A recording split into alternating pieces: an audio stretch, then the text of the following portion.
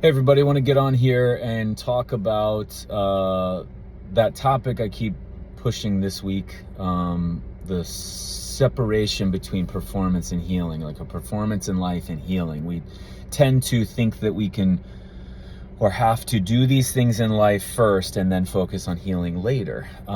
You see this a lot in professional sports or high-level sports, which I've been on both sides of the fence there. I've been a participant in as a high-level high school, college, and professional athlete. And then on the other end of things where you're actually working with people to perform better or heal injuries of all kinds or just heal in general to be able to perform. And what you ended up seeing was this massive division where it was we play, we perform, we compete first, and then we focus on healing later. And what we saw was that's not at all how it is. Your play and your performance and your expression is better, more ideal when you are following rules that would also put you in a position to be able to heal anything, because they're all one and the same.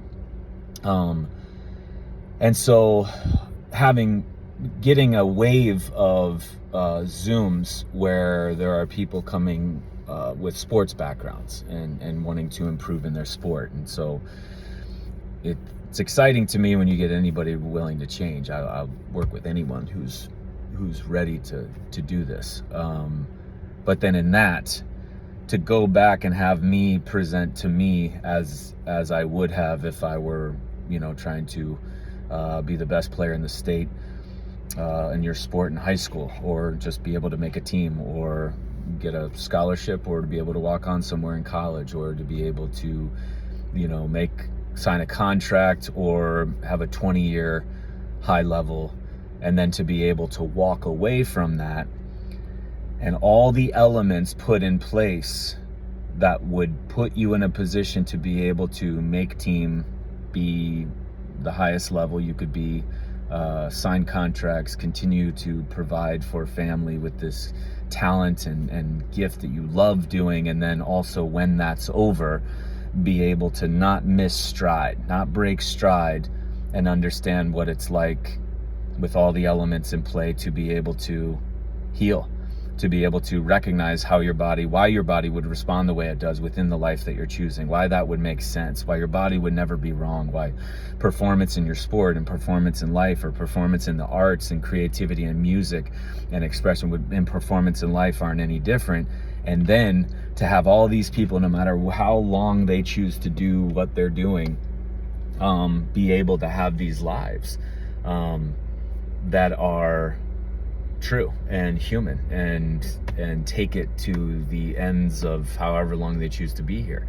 That's the exciting part for me, that I had to acquire over 20 years of doing this, because I didn't used to think this way, or see things this way. And so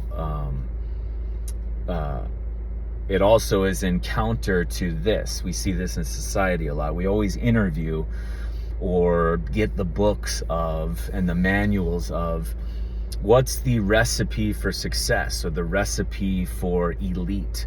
You see it in CEOs when we interview them, or people in the top of their business, the top of their field, the top of their divisions. You see it when we interview celebrities or movie stars, or even the most comical are the sports athletes, the people who are the best.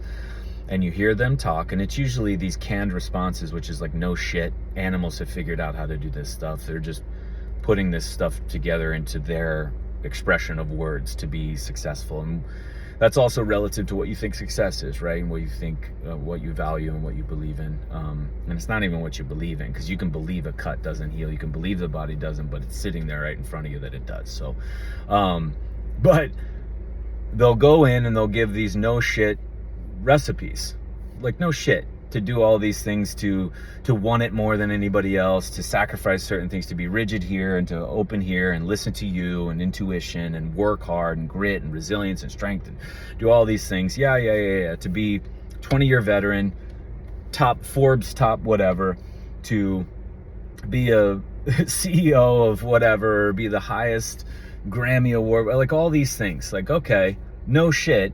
But there's one little question that none of them ask. The how to get there is is a formula that's been here forever. Again, animals already know this. There's not going to be a newness to the, how do you achieve? But there's one little thing that gets in the way that they don't ask themselves, and they never say in these interviews. It's at the end of all the things that you choose to do in a day that puts you in this position to be elite, whatever that means to you. And an elite could be anything from just starting a garden. That's elite, right? To the highest level in your field, whatever that is. They don't ask this one question. At the end of the day, of all the things that you chose to do and all the rigorous and the visceral and the intense and the checking the boxes and all the things you do to be, what did your body think of that? Yes, that simple question, because your body's going to tell the truth around how you're doing. Now, here's why I would never listen to those people, because when they're done, or they sell off their companies, or they're done with their sport, they're crippled.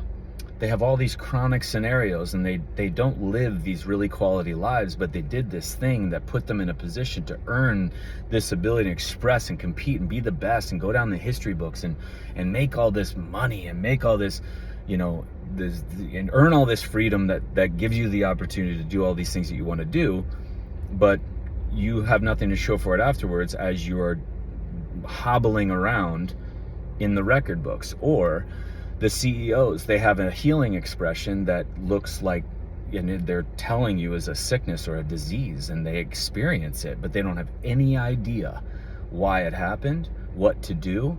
And they have the best doctors, the best supplements, the best medicine, the access to the most expensive stuff. They can make their houses so protection and intricate with all the latest and greatest hacks and all the things intertwined with their living scenario. And it still didn't work. And then they're still sitting there confused, and their business raises money to solve this problem because the head of the company died from XYZ. And now we're sitting here with the elite in their field giving you advice that on the tail end of things has them not understanding the ultimate player in the whole game, which is their bodies. Because if they did understand truly what the recipe for not only being successful, but being successful to put your body in a position to provide true success perpetually, forever, for however long you be here, not for this little window, you'd be able to make sense afterwards. You'd be a pioneer of, oh, I got this. In addition to you having businesses and being the top in your... But we have too many examples of that. That's why it's so frustrating. We have too many examples of, TJ, yeah, but what you're saying, we need to do this to be elite and to earn the accolades in business and agriculture and finance and sports and arts, and then over here, then we can worry about healing. And it's not, they're not divorced from each other. And it sucks because the main message that's being put in the most popular, saturated as to the sound bites and the trends and what we look to model isn't an ideal model. It's not anything to set us up. It's to set us up to decline and sacrifice ourselves at the extent of records and fame and finance, and where that all can be a part of it too. There's nothing wrong with any of that. But there's a way to do it that has the body at the end of the day when everything's all said and done. What'd your body think about all the decisions you just made? Oh, it's fucking dead on. And body's ready to go even higher so that we can go ahead and do another business or break more records or play longer and not have to retire because of an injury, which is just a nonsensical thing. Just say you didn't want to play anymore. Don't say you had to retire because of an injury. It makes no sense. Or retire because of a sickness, or leave the business because of a sickness, illness, disease. It's all coming from the same place. So that's something I'm very passionate about. I'm very excited. So when I work with people who are sports related, it's fantastic, because to grasp this at any stage of the game, but to grasp this and own this then, so that no matter how long they decide to play, when they're done, it doesn't change. They just keep going, because it's just a way of life. What you choose to do as the human within this way of life, whether it be finance, again, as I said, regenerative agriculture, or the arts, or sports, or it doesn't matter. It's you expressing that to the greatest level. Yeah, so some thoughts there. All right, time to go visit my friends over at Torrey Pines Collision Center.